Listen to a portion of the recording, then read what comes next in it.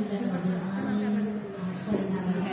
Islam wa kalimatul ikhlas wa ala dini Nabi Muhammad SAW wa ala millati Ibrahim hanifah wa ma kana minal musyrikin.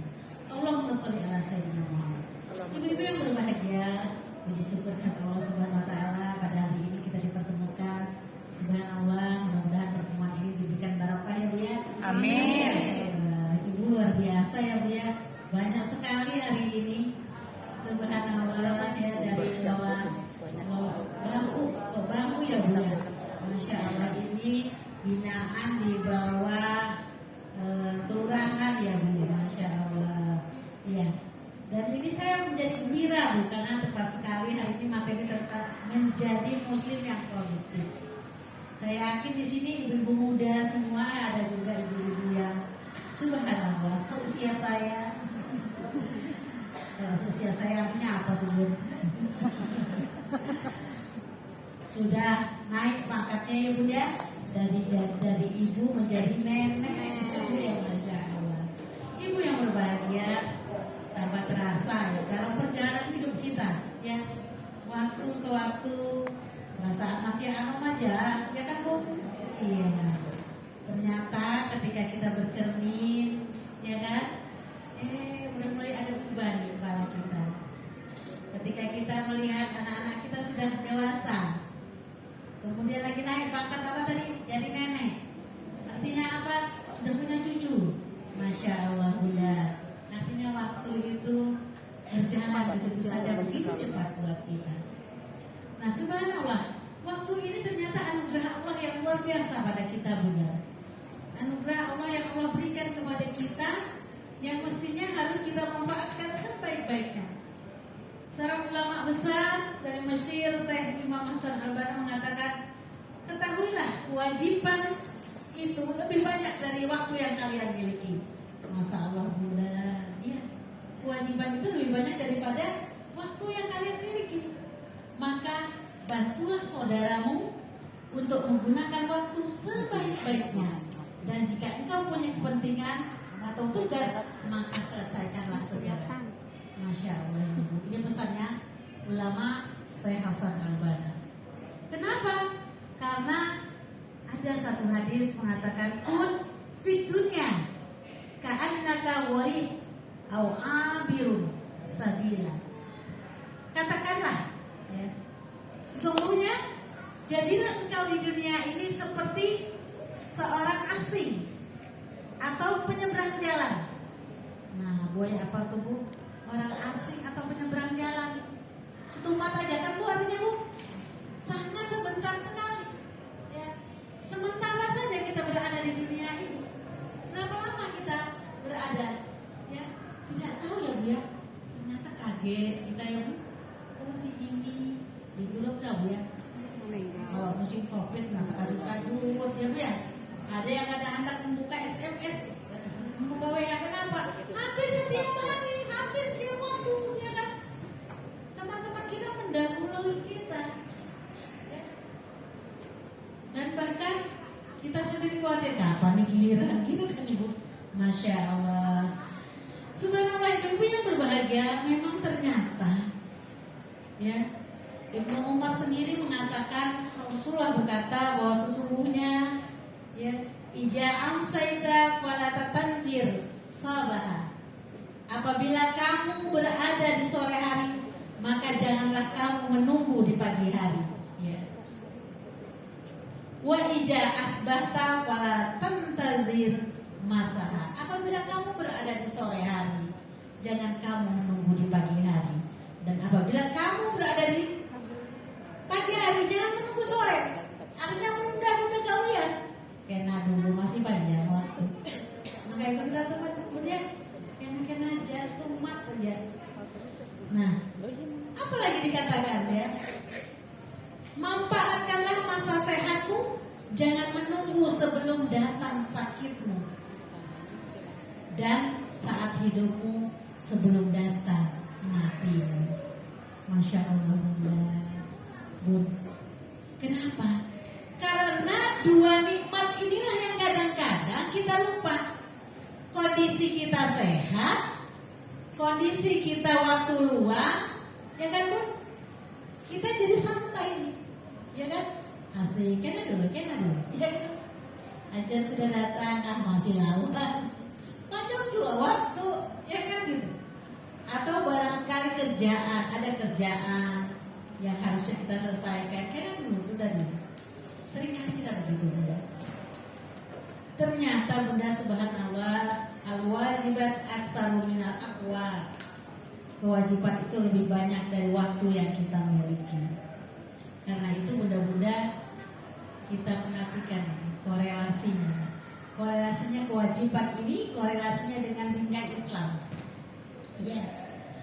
Di titik ini kita diingatkan oleh tadi ya Asy'ari Al-Banat tadi. Wahai para pemuda, jadilah kalian kaum yang senang beramal, bukan kaum yang suka berjidal. Apa jidal itu bunda? Berselisih paham, berdebat aja, penderan aja.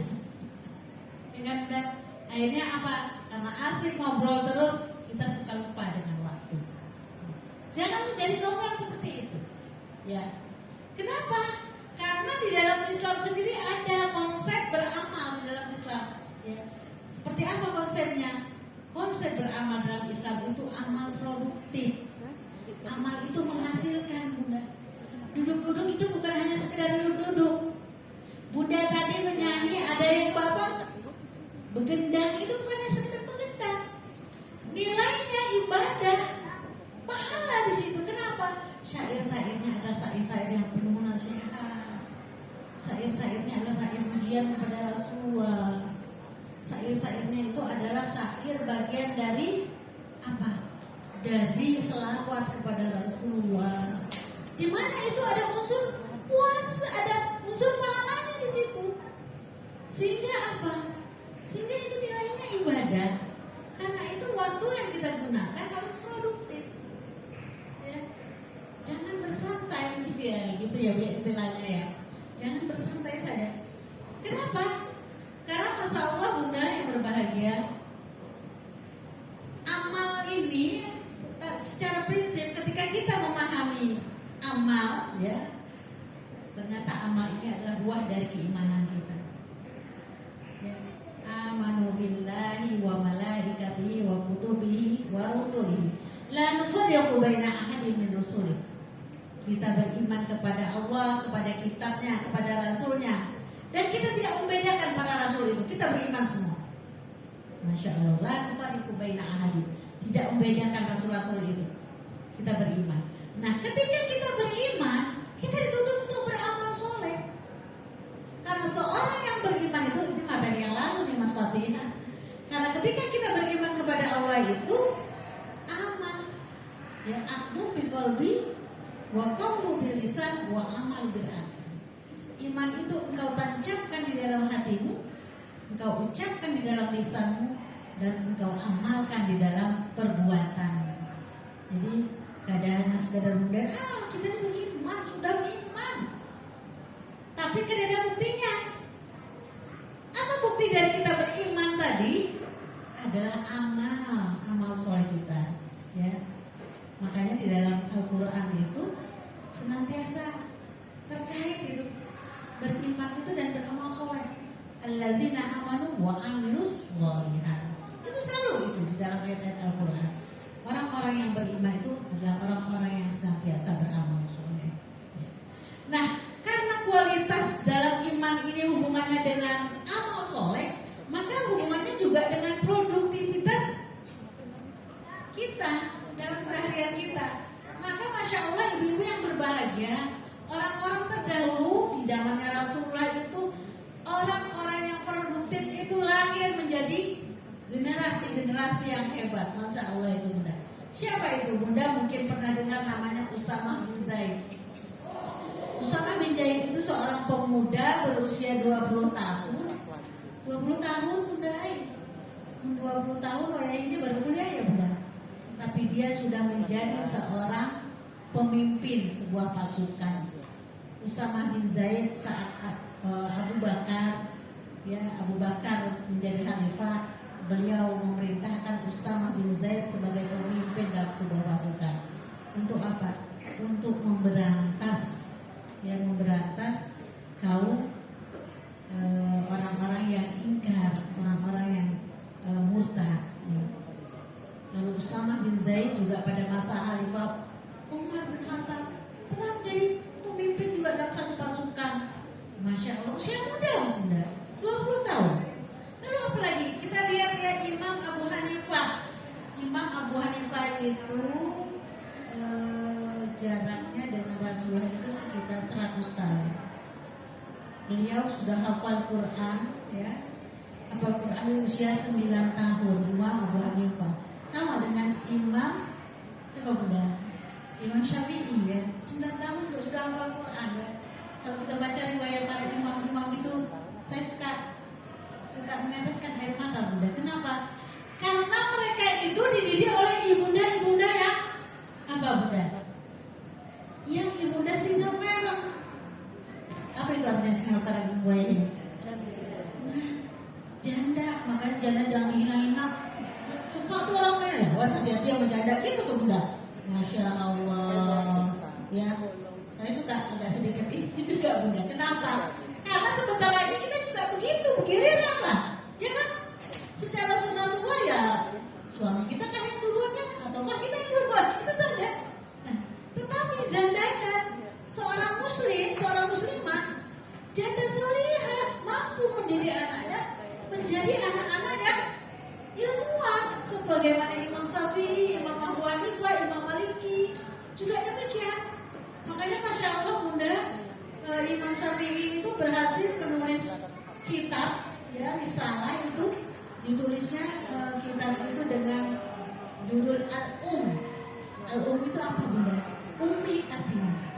Kenapa bunda beri judul itu kitabnya? Karena rasa terima kasihnya kepada ibunya.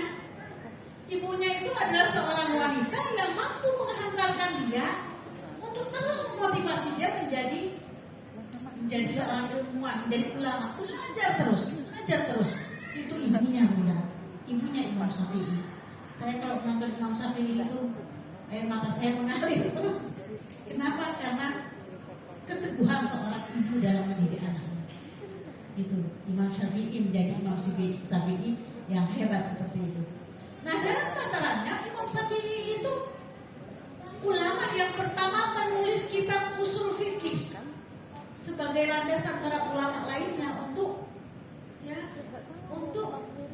mengambil satu keputusan itu di dalam usul fikih. Dan pertama kali dari Imam Syafi'i pada periode tahun 150 Hijriah dia lahir. Nah subhanallah bunda yang berbahagia, apa yang harus kita lakukan? Kita ingin menjadi orang produktif ya bunda ya. Kita juga ingin produktif juga kayak bundanya Imam Syafi'i, Imam Maliki ya, yang menghantar anak-anak mereka menjadi anak-anak yang hebat ya tentunya. Ya sebagai muslimah ya tentunya kita juga tidak harus merasa minder, tidak. Karena subhanallah Allah memberikan kelebihan dan kekurangan, pasti Allah juga akan memberikan kita suatu kemudahan dalam usaha kita. Bunda kemarin meninggal ya ibunya penghafal Quran ya. Si Naza ya, Naza Masya Allah ya. Naza seorang anak yang diperkirakan otaknya tidak berfungsi, tapi ibunya mampu mengisi kekurangan dia ya. Kekurangan dia itu dengan apa? Dengan menghafal Al-Quran. Naza itu hafal 30 juz Al-Quran. Padahal dia anak yang punya kekurangan, otaknya tidak berfungsi bunda. Ya, hanya berapa persen saja. Tapi itulah ya yang Allah berikan kepada kelebihan kepada Naza. Dengan apa? Dengan niat yang ikhlas dari ibundanya ya. Ibundanya menghantarkan, mendampingi anaknya untuk menjadi anak penghafal Quran. Nah subhanallah bunda-bunda yang berbahagia, apa yang terjadi yang harusnya kita lakukan saat ini bunda? Yang harus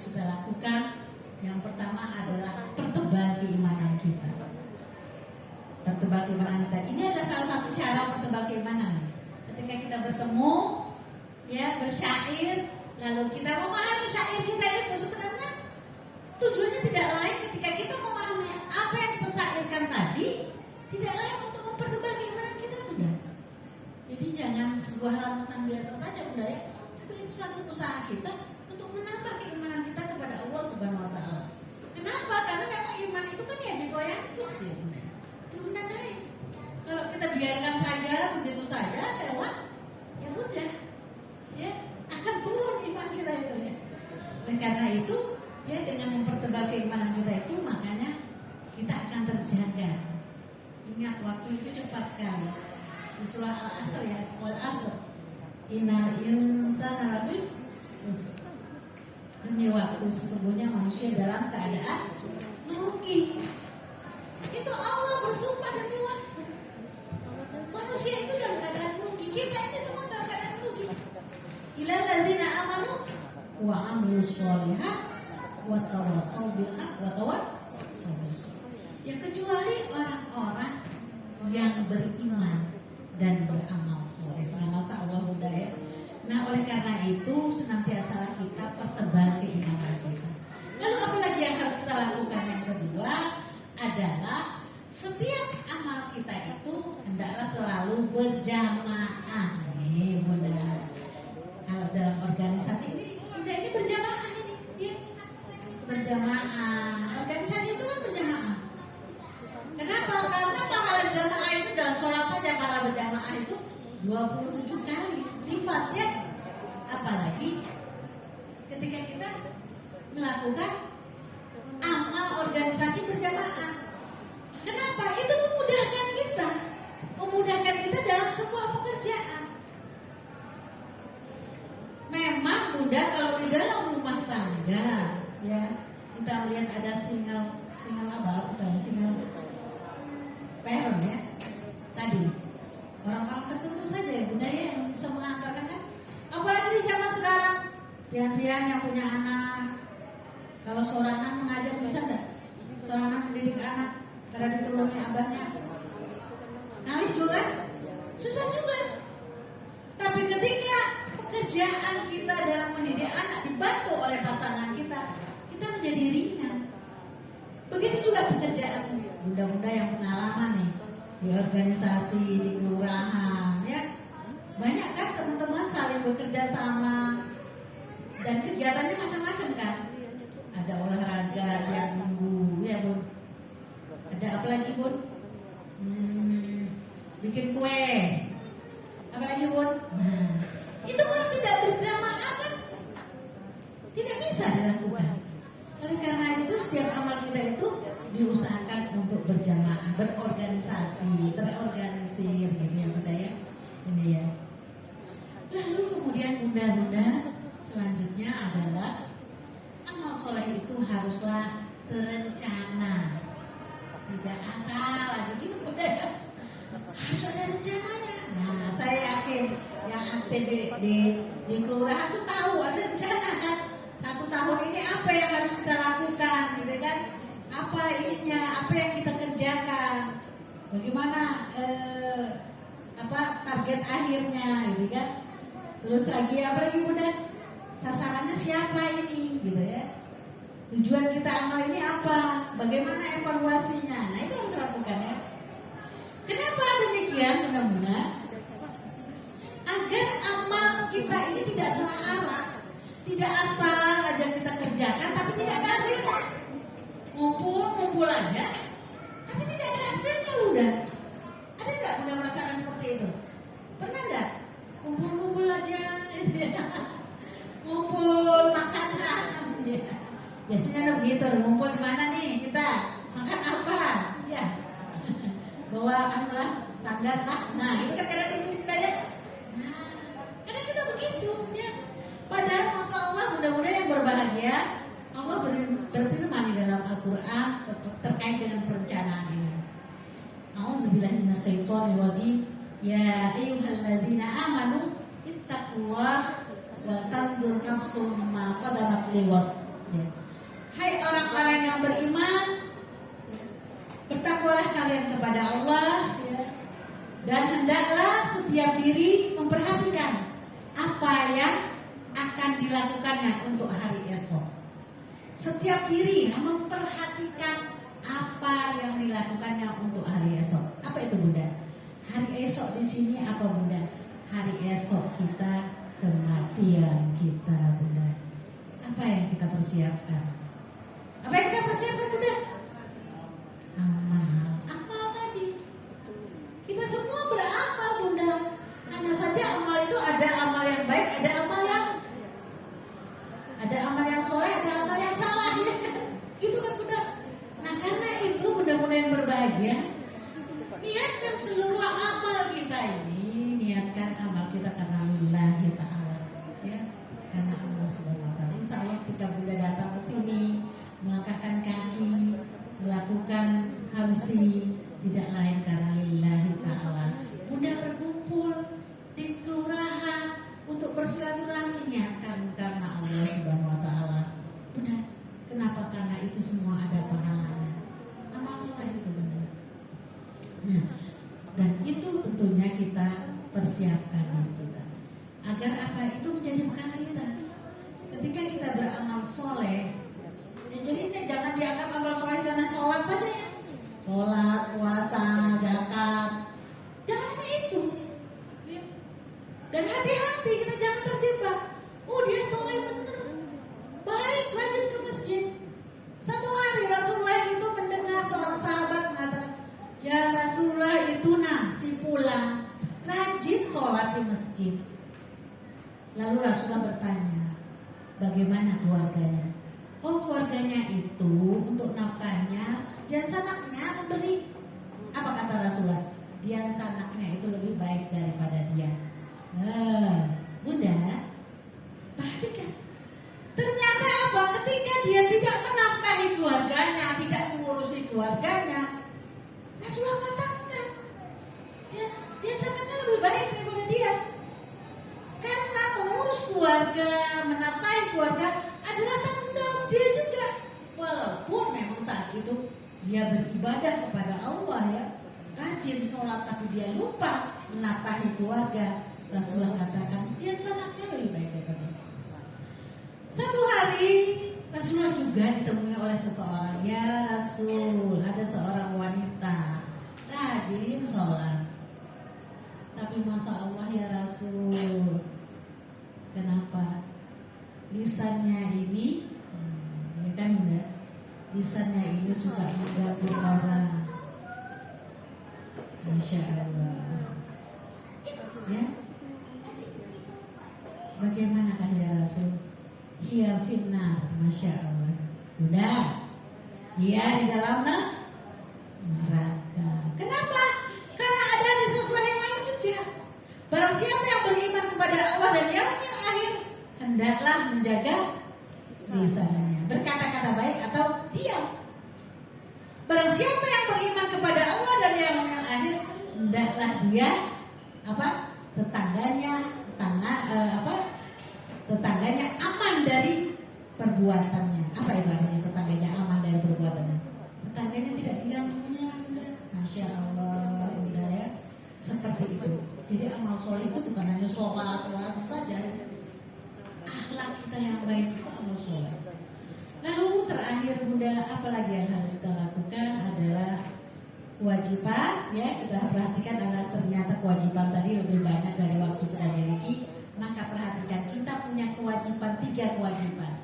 Kewajiban jatiyah adalah kewajiban terhadap diri kita sendiri. Bunda, apa kewajiban terhadap diri sendiri? Perhatikan kesehatan kita Bunda.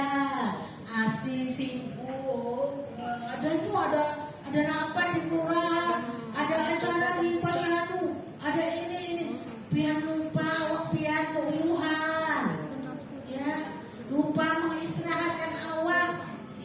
Padahal harus juga memperhatikan ya apa kewajiban jatiyah terhadap diri kita, kesehatan kita, ya, makan kita. Kenapa? Karena badan kita ini ada haknya, ada hak untuk beristirahat. Di samping haknya, kewajibannya adalah kewajiban terhadap Allah Subhanahu Wa Taala. Ya, jangan sampai terlalaikan itu juga. Ada lagi apa lagi kewajiban? Kewajiban terhadap sesama. Jadi 3 hal kewajiban itu yang harus kita perhatikan. Bagaimana kita memperhatikan diri kita sendiri, ya. Kadang-kadang kita suka begini ya Bun ya, kita suka mengorbankan diri kita untuk orang lain ya. Ya kadang kita segitu ya. Kita mengorbankan diri kita itu untuk orang lain. Kenapa? Karena teringat satu hadis Rasulullah gitu ya. Seorang muslim itu dengan muslim yang lain seperti satu barang tubuh gitu kan. Lalu kita saking memperhatikan orang lain, kita lupa diri kita sendiri. Padahal diri kita sendiri juga harus diperhatikan Bunda ya. Kita memberi orang makan, memberi orang minum, tetapi kita tidak lupa dengan kebutuhan kita sendiri. Jangan lupa Bunda ya, harus perhatikan diri kita dan keluarga kita tentunya. Maka subhanallah Bunda, kita ingat firman Allah ya dalam satu ayat Al-Quran, A'udzubillahi minasyaitonirrajim, fa iza faragta fansab wa ila rabbika farghab. Maka apabila kamu telah selesai dengan satu urusan, satu kerjaan, maka kerjakanlah dengan sungguh-sungguh urusan yang lain ya. Dan hanya kepada Tuhanlah kamu berharap. Jadi apa? Kalau kita sudah selesai satu tugas ya udah. Ya, tinggalkan kerjaan selesai sudah. Lalu kita mengerjakan pekerjaan yang lain. Jadi tidak ada waktu kosong itu udah. Tidak ada waktu luang itu, waktu santai itu ya. Oh ini kan urus cucu lagi.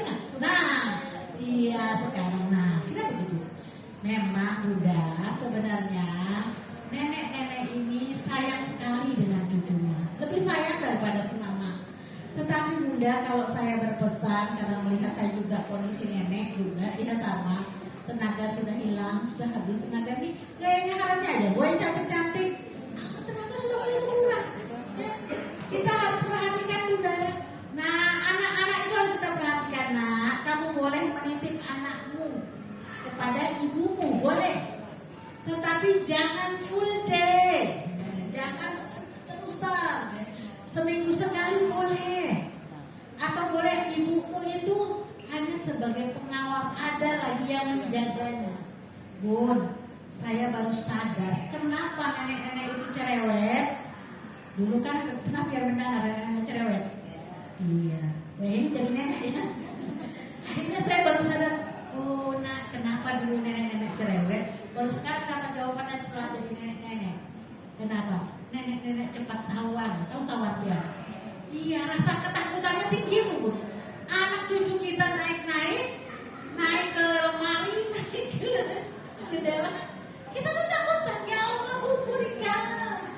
Karena itu luka. Mamanya santai aja, tapi kita yang oh iya nak maaf ya. Saya baru sadar, saya bilang sama anak saya baru sadar, saya ini ternyata secerewet nenekku dulu. Kenapa? Karena ketakutan saya melihat cucu yang luar biasa lincahnya. Khawatir kita tinggi, rasa khawatir kita tinggi. Itu nenek-nenek. Ya. Nah sehingga bagi anak-anak muda yang ingin menitipkan anaknya, jadikan ibu itu hanya pengawas saja, bukan pengasuh anak kita. Sehari 2 hari sanggup kita mengasuh, tetapi kalau setahun 2 tahun mati. Jadi mungkin dibantu saja ibu kita, Bu, saya minta tolong boleh ibu sambil lihat. Kenapa? Karena juga pengasuh sekarang Bunda ada kasus juga ya anak orang itu salah satunya anak seorang profesor Bunda ya.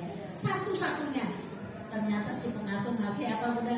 Obat tidur. Akibatnya si anak itu sakit, otaknya terganggu. Anak orang satu-satunya lagi. Ya. Nah ini juga itu bahaya ya Bunda ya. Ada yang seperti itu. Jadi jadikan neneknya ini sebagai pengawas pengasuh itu, bukan mengasuh anaknya. Kenapa? Tahu Bunda, usia kita ini hanya semangat yang tinggi. Ya mohon maaf, semangat aja yang tinggi. Tenaga sudah tidak ada lagi. 50 tahun ke atas itu tenaga ini sudah mulai berkurang Bunda. Sudah muncul penyakit, ya kan asam urat, diabetes, apalagi Bunda, hipertensi, masya Allah. Iya. Namun Bunda kita tetaplah produktif di usia kita yang sudah menjelang apa istilahnya Bunda? Manula kata orang. Ternyata manula itu di usia 60, yang belum 60 masih orang muda. walaupun dikatakan manula, manusia lagi usia, tetapi itu Bunda kita sadari itu bisa menyebabkan kita pikun kalau kita tidak punya aktivitas. Orang kesehatan menyatakan kita harus menggerakkan tubuh kita, badan kita. Bagus itu berjalan, bagus itu kalau bisa bersepeda. Juga kalau orang kesehatan sih ada narinya katanya gitu ya. Mungkin juga di dalam aerobik ya ada gitu. Nah tapi di dalam Islam juga ada Bunda. Obat pikun itu adalah membaca Al-Quran. Jadi dalam hadis Rasulullah, barang siapa yang rajin membaca Al-Quran maka akan dihilangkan dari penyakit pikun. Jadi Bunda biasakan juga sehari-hari kita membaca Al-Quran. Nah itu salah satu kita untuk terus produktif. Salah satu contoh ya, di tahun berapa ada musibah gempa di Jawa 2005 Bunda. Anak saya waktu itu di pesantren di Jogja 2005 atau 2016 sekitar itu ya. Gempa di Jogja terjadi, tapi orangnya selamat Bunda. Di daerah Bantul kalau tidak salah ya. Itu orang di sana selamat. Orang tua tentang Islam. Kenapa Bunda? Ternyata kebiasaan orang di Jawa sana, walaupun sudah usia tua, mereka itu bangun pagi dan langsung ambil pekerjaan, keluar menyapu halaman, keluar membersihkan. Itu orang tua di sana. Jadi walaupun usia tua mereka produktif. Masya Allah ya Bunda. Ternyata aktivitas mereka justru menyelamatkan mereka. Nah itu menjadi contoh buat kita. Bunda-bunda yang berbahagia, barangkali ini saja yang bisa saya sampaikan.